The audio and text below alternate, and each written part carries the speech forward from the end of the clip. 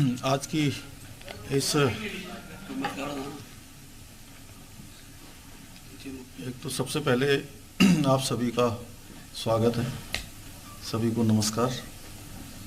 और आज प्रेस वार्ता में मेरे साथ हमारी भारतीय जनता पार्टी के प्रदेश अध्यक्ष आदरणीय महेंद्र भट्ट जी, हमारे अपर मुख्य सचिव श्री आनंद वर्धन जी, हमारे मीडिया प्रभारी श्री मनवीर जी और महानिदेशक सूचना श्री बंशीधर जी एवं आप सभी लोगों का मैं स्वागत करता हूं। और बजट पर चूँकि वैसे तो पहले ही कल आप सभी लोग जो हमारी तरफ से एक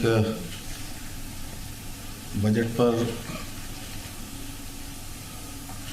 प्रतिक्रिया जानी थी वो चली गई है, लेकिन आज संक्षेप रूप में फिर भी चूँकि कुछ उत्तराखंड से संबंधित और जो देश के बजट में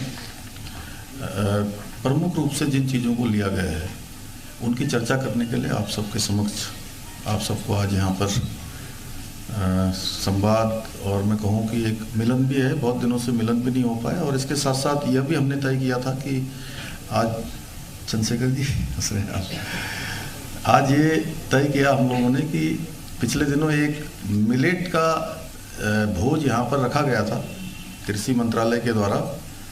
उस दिन आप लोगों की संख्या पूरी नहीं हो पाई थी और हमने तय किया कि आज एक पंथ दो काज, ये दोनों एक साथ हो जाएं और आप लोग आए, आपका स्वागत है।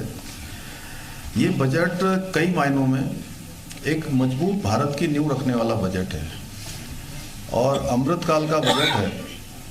इस बजट में इस स्वर्णिम काल में, जिसको अमृत काल हम कह रहे हैं, ये भारत का स्वर्णिम काल भी है। इस स्वर्णिम काल में भारत की गति क्या होगी, भारत की दिशा क्या होगी, भारत दुनिया का कैसे नेतृत्व करेगा, उसकी एक छाप दिखाई पड़ती है। जहां 2014 में जब प्रधानमंत्री के रूप में आदरणीय मोदी जी ने काम करना शुरू किया था, तब से लेकर अगर हम आज तक का आकलन करें तो प्रति व्यक्ति आय जस्ट उसके दुगना हो गई है। तेजी से भारत आगे बढ़ा है और इस बजट से जहां 130 करोड़ भारतवासियों के स्वप्न, उनके लक्ष्य, उनको तय करने वाला तो यह बजट है ही है। इसके साथ साथ यह बजट जो आज भारत एक ग्लोबल लीडर के रूप में उभरा है, तेजी से भारत जो दुनिया का नेतृत्व करने वाला भारत बना है और पूरी दुनिया की जो अपेक्षाएं इस समय में, जब पूरी दुनिया की अर्थव्यवस्था गड़बड़ा रही है, लड़खड़ा रही है, ऐसे समय में भारत 10वें स्थान से 5वें नंबर की अर्थव्यवस्था बन गया है। तो पूरे विश्व की भी जो अपेक्षाएं हैं, उन अपेक्षाओं को पूरा करने वाला भी ये बजट है। इसके साथ साथ जो गरीब वर्ग के लिए वित्त मंत्री जी ने जो बजट कल रखा है, उसमें जो टैक्स रिजीम में टैक्स छूट की सीमा 5 लाख थी सालाना, उसको बढ़ाकर 7 लाख रुपए कर दिया गया है। ये जहां इस बजट में उद्यमियों की, गरीब वर्ग की और मध्यम वर्ग की विशेष रूप से चिंता की गई है। इसके साथ साथ अभी मैं इस कार्यक्रम में आने से पहले आज जिला कारागार देहरादून में गया था, तो वहाँ पर जब मैंने उनको बताया आज कि इस बजट में एक और प्रावधान किया गया है कि जो कैदी जेलों में बंद हैं, जो निर्बल वर्ग के हैं, वृद्धजन हैं, जिनकी कोई बेल लेने वाला नहीं है, उस धनराशि का प्रावधान भी इस बजट में किया गया है, जिससे कि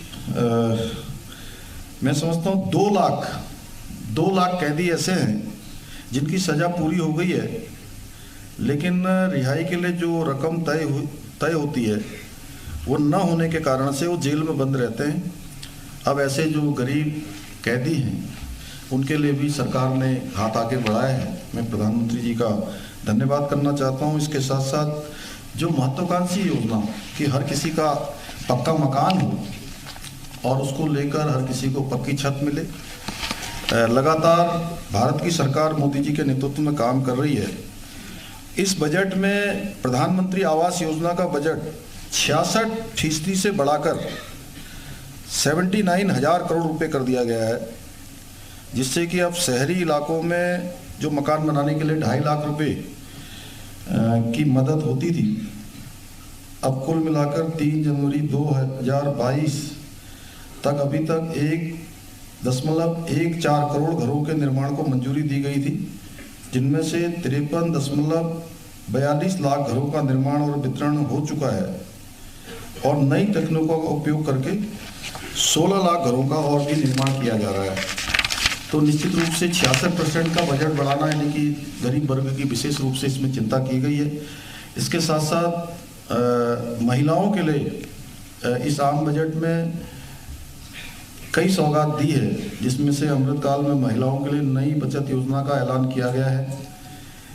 इस योजना में 2 साल के लिए इस योजना का आगे का प्रावधान किया गया है, जो मार्च 2025 तक महिलाएं 2 लाख रुपए तक का महिला सम्मान बचत पत्र खरीद सकती हैं और इस पर 7.5% की सालाना दर से ब्याज दिया जाएगा और बीच में अगर जरूरत पड़ती है तो इस पैसे को आंशिक रूप से निकासी भी की जा सकती है। गांव और किसान को भी इसके केंद्र में रखा गया है, जहां किसानों के लिए बड़े ऐलान किए गए हैं। गांव और किसानों के लिए सरकार ने इस साल किसानों को 20 लाख करोड़ रुपए तक का, जो एक बड़ा लक्ष्य है, ऋण बांटने का लक्ष्य तय किया है। और सबसे बड़ी बात है कि मोटे अनाज को लेकर हमारे जैसे राज्य उत्तराखंड को इसमें विशेष रूप से फायदा होने वाला है। 3600 रुपये कुंटल, 3600 कुंटल का जो मड़वा का अनाज है वो पहले से भी खरीदा जा रहा है और भारत सरकार ने भी इसको अपनी स्वीकृति दी है। और इससे जहां मोटे अनाज को बढ़ावा देने के लिए ये अन्न योजना प्रारंभ की गई है, वहीं किसानों की खेती की योजना में बनाने में बीमा, कर्ज, मार्केट इंटेलिजेंस और कृषि आधारित उद्योगों तक पहुंचने में भी निश्चित रूप से इससे मदद मिलेगी। उत्पादन क्षमता भी बढ़ेगी और लाभ कमाने की भी क्षमता बढ़ेगी। जहां समर्थन मूल्य घोषित किया गया है, उससे निश्चित रूप से ये दोनों ही प्रकार के फायदे होंगे और किसान और सरकार दोनों के बीच में समन्वय भी बढ़ेगा और इससे एग्रीकल्चर एक्सीलेटर फंड बनाया जाएगा, जिसके तहत स्टार्टअप को भी बढ़ावा मिलेगा। सरकार ने इस बजट में मत्स्य संपदा की भी नई उपयोजना में 6,000 करोड़ के निवेश का फैसला लिया है। इससे निश्चित रूप से ग्रामीण विकास और जो मत्स्य पालन के क्षेत्र में काम करने वाले लोग हैं, उन सभी को बढ़ावा मिलेगा और हमारी जो अर्थव्यवस्था है उसको भी एक तेजी से बढ़ावा मिलेगा। इसमें जो युवाओं के लिए कौशल विकास की जो स्किल डेवलपमेंट जो विभाग है, कौशल विकास विभाग, यह विभाग माननीय प्रधानमंत्री मोदी जी के पहली बार जब वो प्रधानमंत्री बने थे तो तब प्रारंभ हुआ था, जिसमें प्रारंभ में 30,000 करोड़ रुपए की धनराशि का प्रावधान किया गया था। और ये कौशल विकास सहित सप्तऋषि योजना है। इसमें जिसके मुख्य 7 लक्ष्य हैं, उनमें सप्तऋषि कहा गया है। इसमें से समावेशी विकास और युवा शक्ति को इसके मुख्य फोकस में रखा गया है। सरकार का लक्ष्य है कि सबका साथ, सबका विकास, सबका विश्वास और सबका प्रयास, जिसमें समावेशी विकास है, वंचितों को वरीयता एवं अंतिम छोर तक पहुंचना, बुनियादी ढांचा एवं निवेश, क्षमता विस्तारण, हरित विकास, युवा शक्ति, वित्तीय क्षेत्र को समर्पित। और इसमें जो कौशल विकास योजना की चौथा जो चरण है, उसकी भी शुरुआत की जाएगी। इस बजट में इसका प्रावधान किया गया है। युवाओं को अंतर्राष्ट्रीय अवसरों के लिए कौशल प्रदान करने के लिए 30 स्किल इंडिया नेशनल सेक्टर खोले जाएंगे। इसके अलावा भी छात्रों के लिए और जो हमारे नौजवान युवा हैं उनके लिए विशेष घोषणाएं की गई हैं। और इंफ्रास्ट्रक्चर में भी 10 लाख करोड़ के इसमें रोजगार के अवसर 10 लाख करोड़ रुपए का खर्च करने का ऐलान किया है, जिसमें सकल घरेलू उत्पाद का जो 3.3% होगा।